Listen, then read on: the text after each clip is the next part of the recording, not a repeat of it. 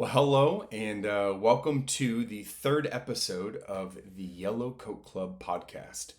My name is Sean Little, and I will be your host once again today.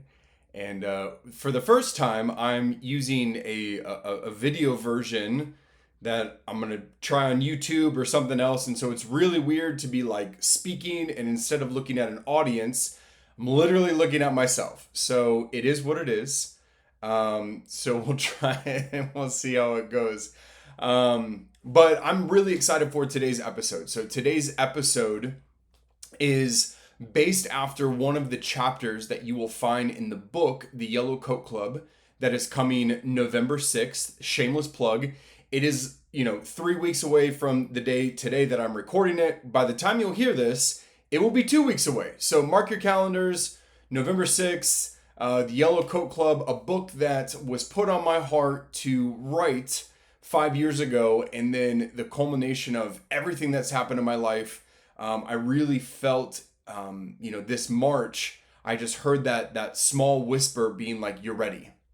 You're ready to do this." And so if you want to know more about the origin story or anything, go check out the first episode. It's on Spotify and on Apple Podcasts, and you can learn about the origin story. Or you can mark your calendar and shameless plug once again, go and buy the book. It will be out November 6th. So I'm really excited. I've been doing like my last minute edits on it, and I find like a mistake every once in a while. I chose to self-publish the book and created everything, and so I'm like, man, there might be an error in it, and it's gonna like irk me so bad because I want to be so bad a perfectionist, and yet it happens. We make mistakes, and I feel like for so long, like I kind of almost feel like there's going to be this part where I'm going to end up making a mistake, and it's going to be this divine intervention to be like, and it's okay. Because for the longest time, making a mistake almost felt like it wasn't an option, or because of the mistakes I was making, the hiding was, well, I'm going to go numb any way that I can possibly think of in order to not have to face the reality of my human limitations. So I hope that makes sense. Today we're going to be talking about the label that I wore as the good child. So the good child is a label that was actually given to me by my mom. And when it was given to me, when it was first spoken over me, I really felt like, man, this could have been that amazing moment where you're like, oh man, I'm a good child. But instead it was not said in that way. And in fact, it was said to me in a way where I had ultimately disappointed my mother, and the words really hurt. They stung, they stayed with me, and they are ones that I carried with me for a really, really, really long time. And I'd be lying to you if I said that I still don't carry that today, and yet it is something that I have to fight often. And so, anyways, to kind of give a backstory for it, I'm one of three kids. I'm the middle child. Say what you want of the middle child. I've heard good things, I've heard bad things, indifferent, whatever. I am what I am. But there were three of us. And so I have an older brother who is a little bit more defiant, with our mom. And then, I have my younger sister who, I just always remember, it wasn't like she was doing anything wrong or anything, but it seemed like my mom was dissatisfied with so many things in her life. And so, ultimately, I apparently ended up being the good child, the one that did know how to please her, even though I would let her down. Um, and and so, anyways, if you listen to the last podcast, episode 2, like you'll kind of understand. Like my father passed away when I was 9, and so my mom was left to raise us kids, and so she in my mind was like she was trying to keep everything together. There's these 3 kids that she now has, and she's still trying to manage taking care of us, manage being happy, and she was someone, and I'll talk in a later episode of where she was at in her life, or at least my speculations. But regardless, she ended up getting remarried, and even after my dad died, I just remember like this sense of security just dissipating from my life. And so it could have been environment, it could have been people, but I started to slip into depression and anxiety, and yet had no name for it. I couldn't articulate what was going on, but I was experiencing it. I don't know if that resonates with you, but it's like, I don't really know how to name that thing. I mean, even as early as this morning, I was walking and I was processing some stuff, and I was like, wow, fear has really gripped your life right now. And I was like, wow, how powerful it is to be able to name that. So anyways, my mom gets remarried, and my stepdad was just very different than my dad. In any of the, podcasts or stories, and even in the book, I even say, the things in my life are as I remember them.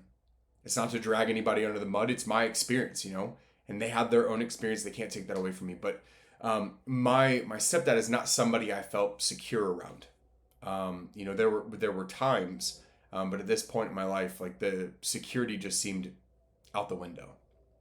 And so, anyways, over time, this feeling of insecurity, just kept being pervasive. We were moving again. Moving felt like, one of these constant things that we were doing. And so, I'm at a new school, new house, new family, and it was a lot. And despite any of the tension that my brother and I had for the longest time in our lives, he was always someone who would protect me. So anyways, getting to this story, one day we come home from school and it's report card season, and something I was really did well in school, and so I showed the report card to my mom, and the that was payment for, hey, we're going to go to the skate park later, and I was like, we're going, and my brother was like, hey, I don't have my report card, and she's like, well, you're not going. He was like, what? He's like, I don't have my report card, and she's like, yeah, and you're not going, and it just exploded, and they're getting mad at each other, screaming match. My brother at some point calls her butt. And I remember being in this house. I remember sitting at the table. The TV was over here. I remember, the colors of the bowl, this blue and yellow pastel.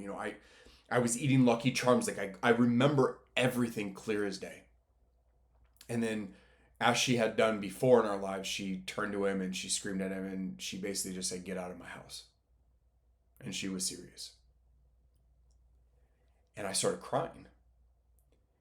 And I remember my mom finally looking at me, and she's like, why are you crying? And I was inconsolable. She's like, come back to my room. So I go back to her room, and she sits me down on the bed, and she starts just asking me, why are you crying? And I had never really talked to her about this, but, eventually I told her the truth. I said, I know that Jonathan messed up, but he can't go. He protects me. I'm scared of your husband. He can't go. Now imagine, you're my mom, and you have your people-pleasing child, the good child, staring at you, and, letting you know that, hey, the man you married, the one that's supposed to be my stepdad, I'm scared of him. And I'm actually siding with my brother on this one. He can't go. I don't feel safe. And I remember her looking at me and just saying, and I thought you were the good child. You can get out too. And so in that moment, so many things happen. I mean, you could pull a lot of different stories and, narratives and weavings that would come from this. But ultimately, the one that we're going to focus on today was that I was in that moment dubbed, you are the good child. You're my straight A student. You're the one who always, for the most part, does what I ask them, and now you're turning your back on me. Your brother just said these things to me, is acting this way towards me, and you are denying me. And yet, potentially, I was holding up a mirror and exposing to her that, yeah, the man that you rushed to marry might not be the man that you think he is. Who's to say what was going on in her mind? But what I do know is I was asked to leave the house just like my brother. We weren't gone forever, but I remember even the coming back. My mom, honestly, for months, didn't really speak to me or my brother, or at least it felt like months.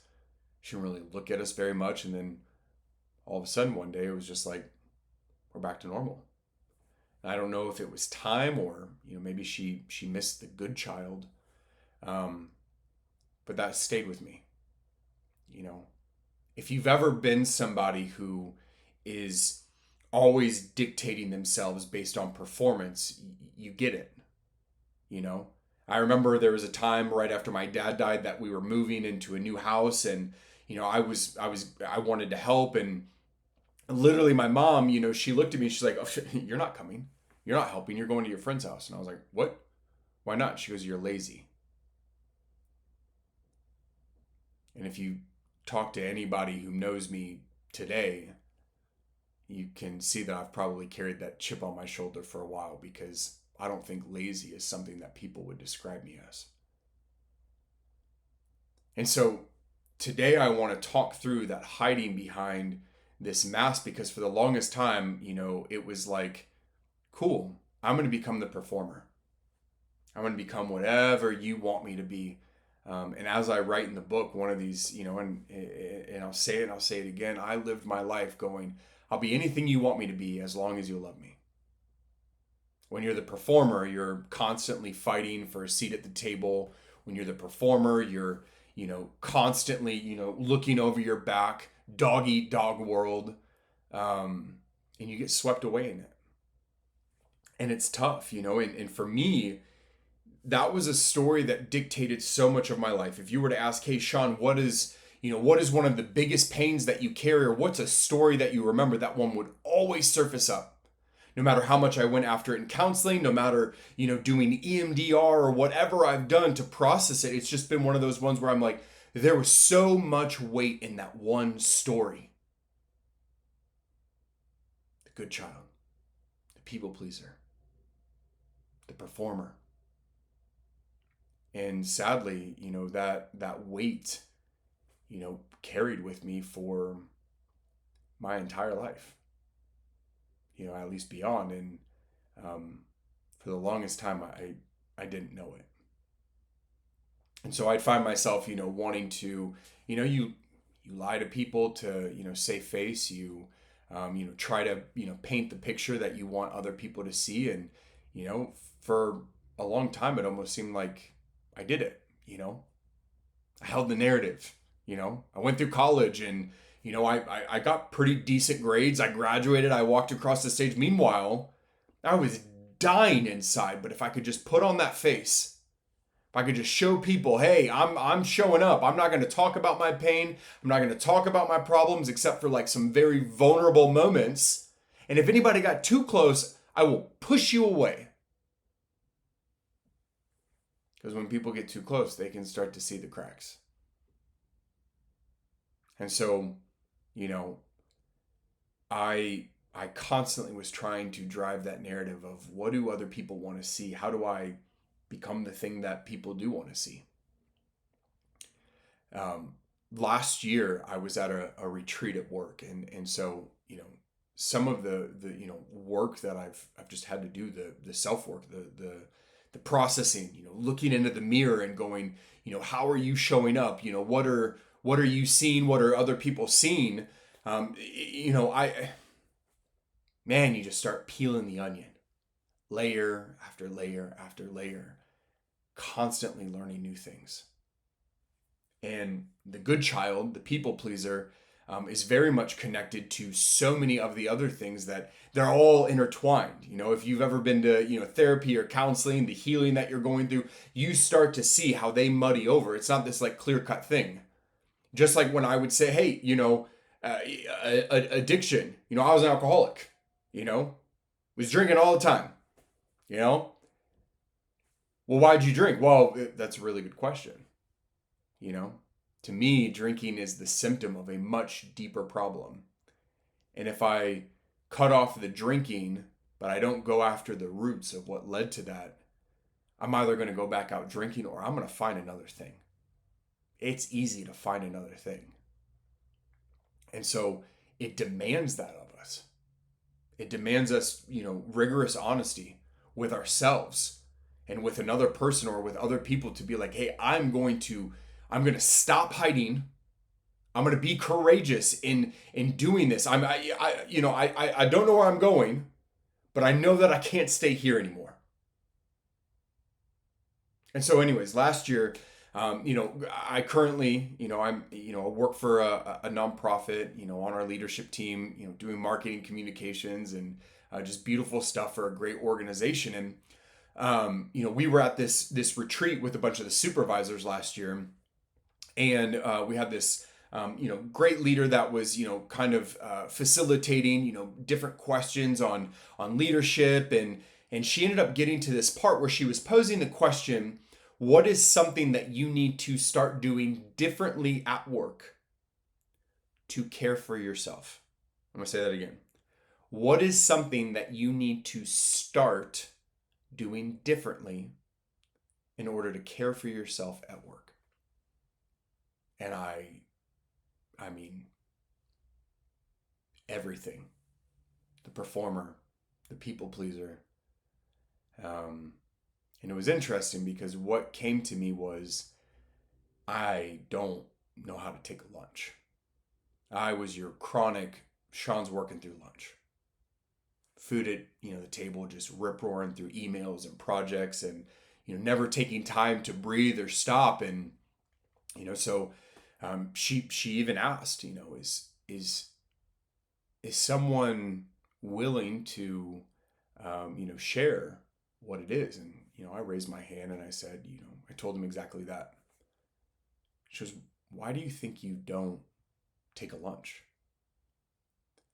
I said, because I never want anyone to think that I'm lazy. I never want anyone to contemplate whether or not that seat that I currently have at the table doesn't belong there. That I had to fight for it, that I constantly had to keep grinding in order to preserve face. I remember, I got pretty emotional in that time, and I remember her looking at me and she just said, what's something that your coworkers can do to support you? And I said, literally just know that I'm constantly battling this voice that tells me you're not enough. This voice that says, oh, but look at what you messed up here. Look at how you didn't achieve here. And so even if it's in my personal life, sky's the limits on, things that I could pick apart. But then if you move over to a professional setting, sky's the limits there. If you are constantly seeking to please people, if you're constantly the performer, then when people give you feedback, it sounds like the most harsh criticism you could ever hear. And for the longest time, I had to learn, and I remember a dear friend telling me, no is in the nutrients. And yet every time I didn't get something or, didn't get that attaboy, I was left sitting there thinking I'm the failure because I couldn't perform. The good child failed again. And so how do you navigate this space? How do you, okay, so hey, Sean, you've had this, you've had this experience. You're starting to become aware of these things. What do you do with it? Where do you go from here? I remember when I was in serving in Mexico, I got to do some incredible things. I was like reading, some last minute edits of the book today, and I was like, man, I didn't spend enough time talking about, Mexico and just how incredible it was to be able to spend time with these amazing children that were down there. And I met some incredible people. I had the most amazing experiences and like literally just got to witness miracle after miracle after miracle just happening in this place. And so you won't find it in the book. I'll talk more about it, but I was like, well, maybe I need to, do I add something? I digress.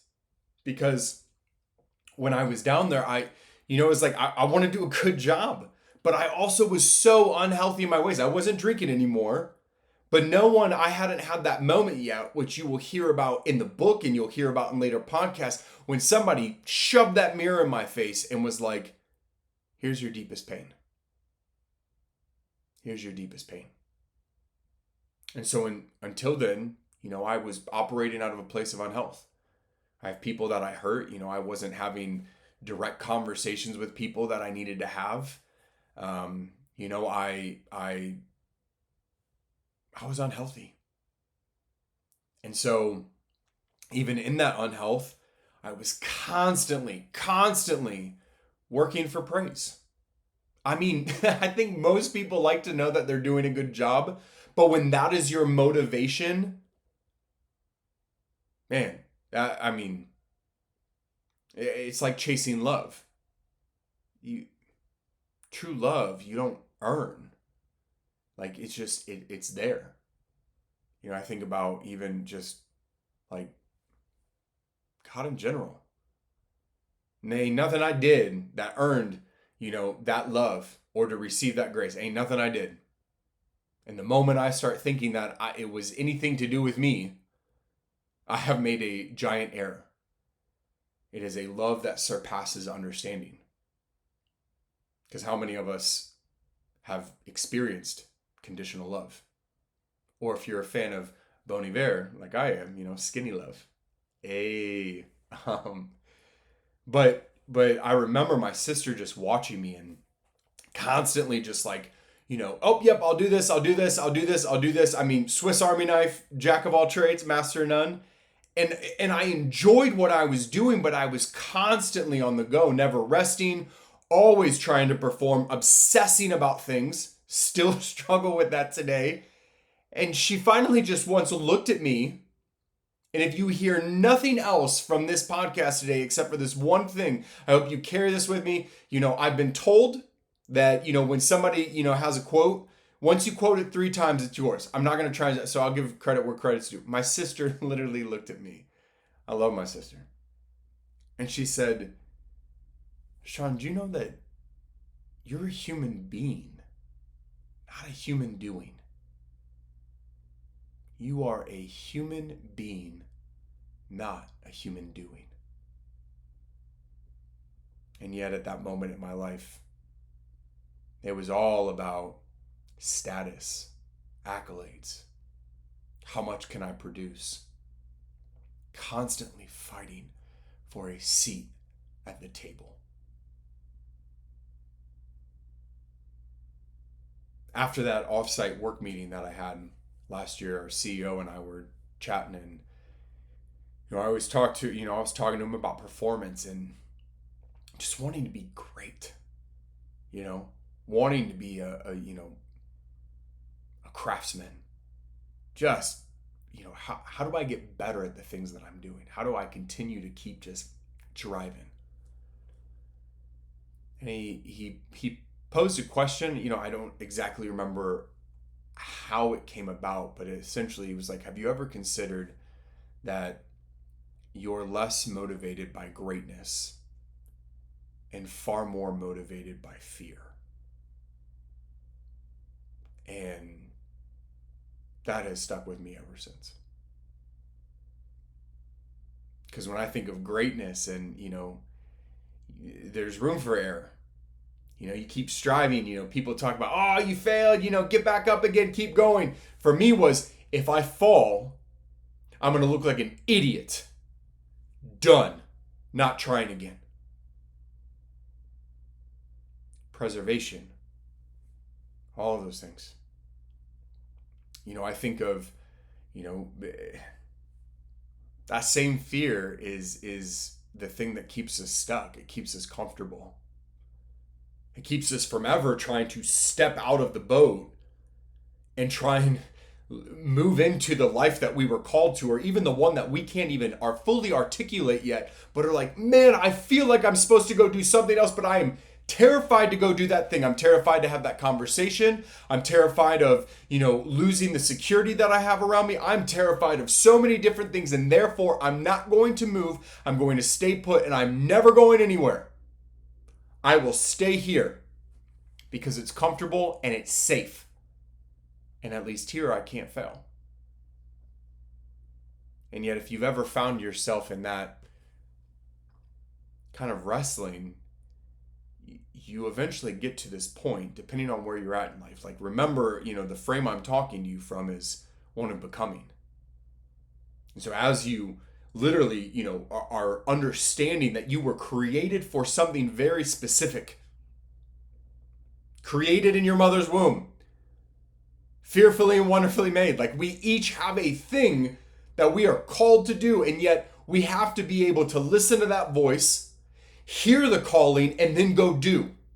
Even sometimes without having any of the answers. And even if you aren't a Christ follower, there's plenty of times in your life where you're like, I don't know what this thing is, but I feel like it's bigger than me. When I wasn't following God, I still remember those moments when I was like, I should be doing this other thing. Or when something came in and was like, you don't want to go down that road. Couldn't explain it. Sometimes you listen, sometimes you don't.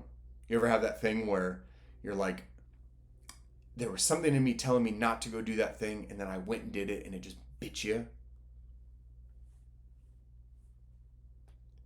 And so I think of that, metaphor. There's this story in the Bible of, the disciples are in this boat, and, Jesus, they see him and he's walking on water. They're like terrified at first, dude's walking on water, and,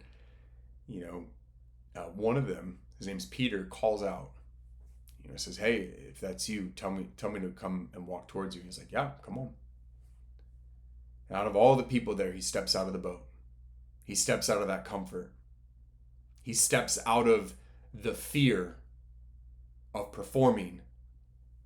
He steps out of the fear of, pleasing or going with the crowd. He steps out and he starts to walk.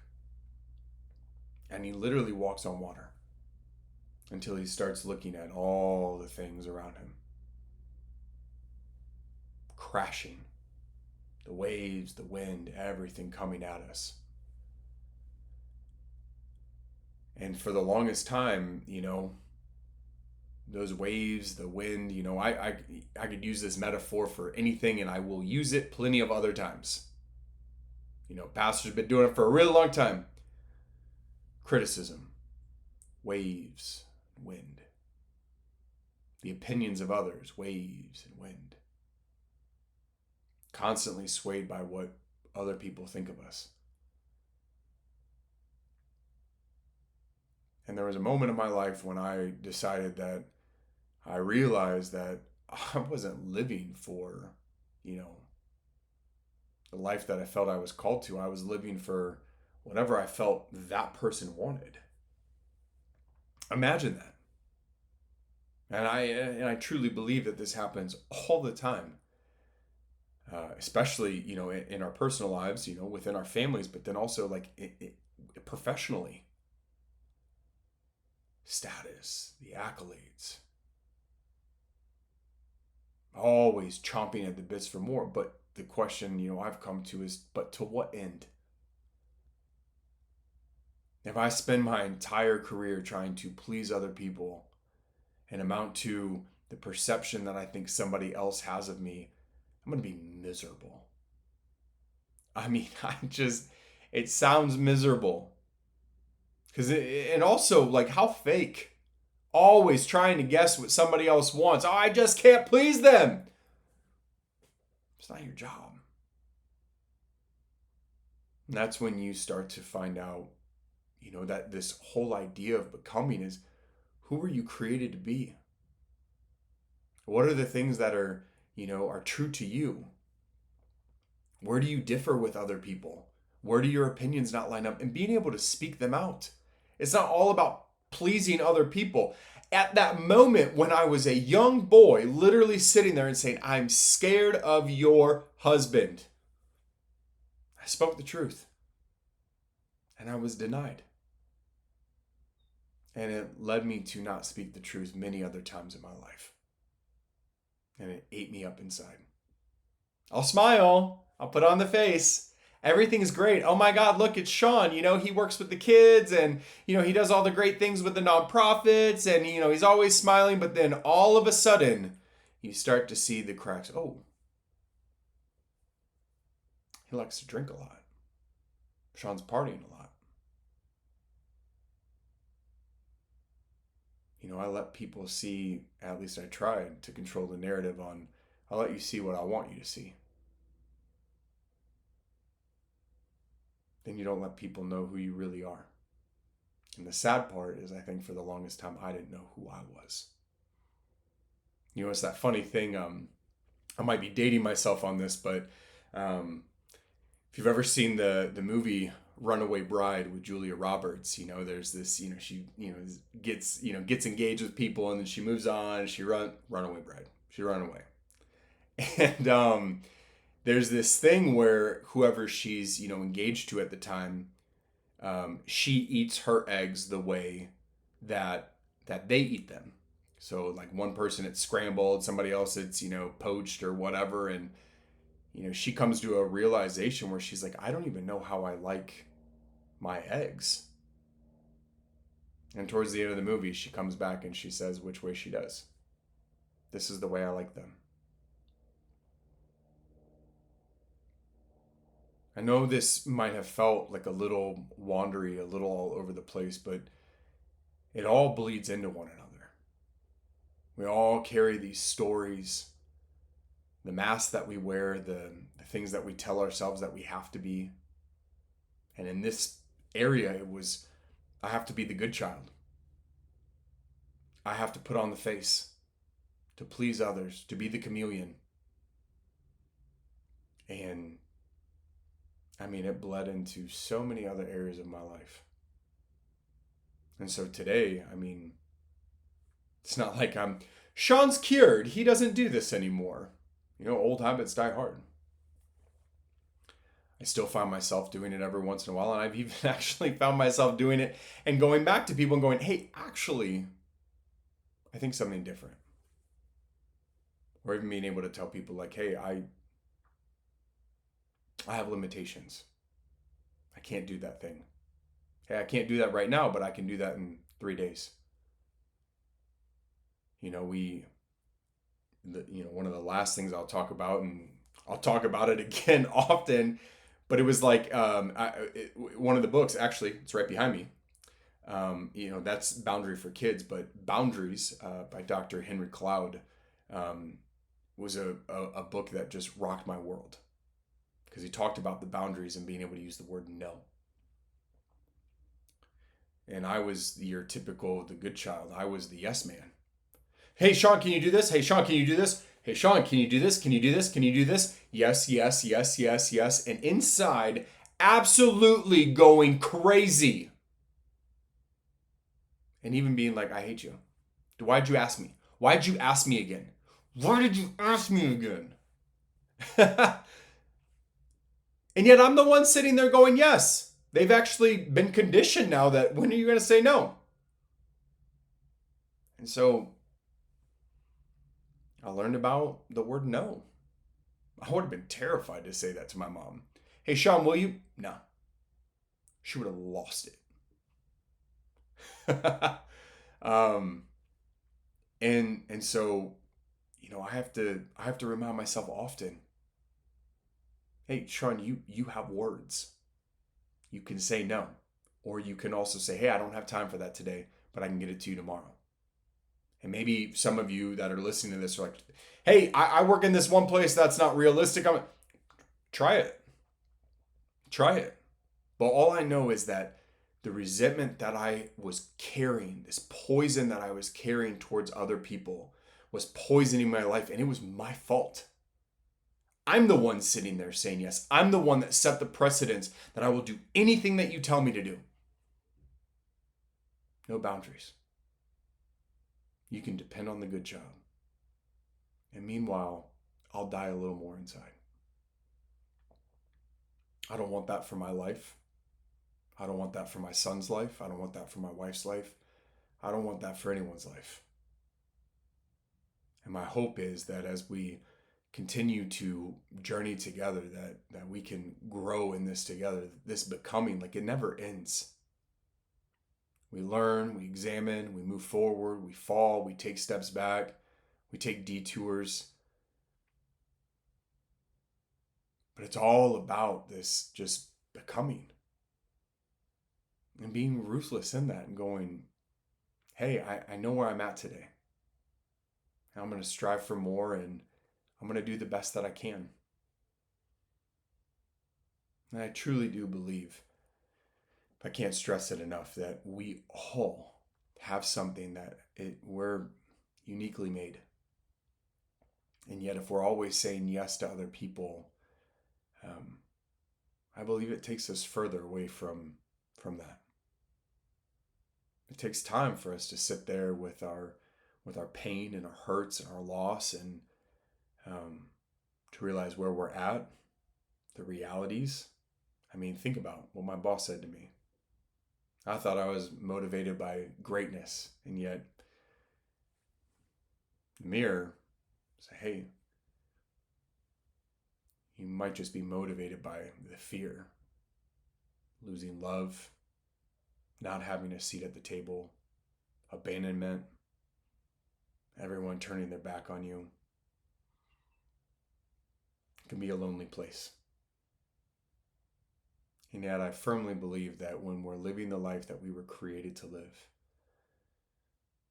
we'll have peace, regardless of if it feels lonely, that we will live in a space where healing and wholeness is possible. So thank you so much for joining me again today. We'll continue to keep, putting out these podcast episodes, mirroring the book. I'm really excited for, the book to come out. First time I've done anything like this, and it won't be my best. I've also had to say, hey, you can do more and keep going. And I hope that that's that encouragement for you today, that you would be able to sit in whatever you need to and reflect. And, if you ever, need someone to chat to, you can go to our website. Shameless plug for the website, yellowcoatclub.com. I have a contact section there. You can ask questions. You could submit questions, material we can cover on the podcast. But my hope for you and anybody listening to this is that we just continue this journey of becoming. And we become ruthless in our pursuit of becoming who we were created to be, and not some, cookie cutter image of what we think the world expects of us. So with that, I will leave you. And yeah, it's been super weird looking at myself the whole time, and it's like the mirrors flip. So, it is what it is. Anyways, until next time, I appreciate you joining. And if this meant anything to you, or this might resonate with somebody that please don't be shy in sharing. This is for you. This is for my son Jack. This is for my wife. This is for anybody that God intends to find hope, healing, and rest in these messages. So thanks for joining me, and until next time.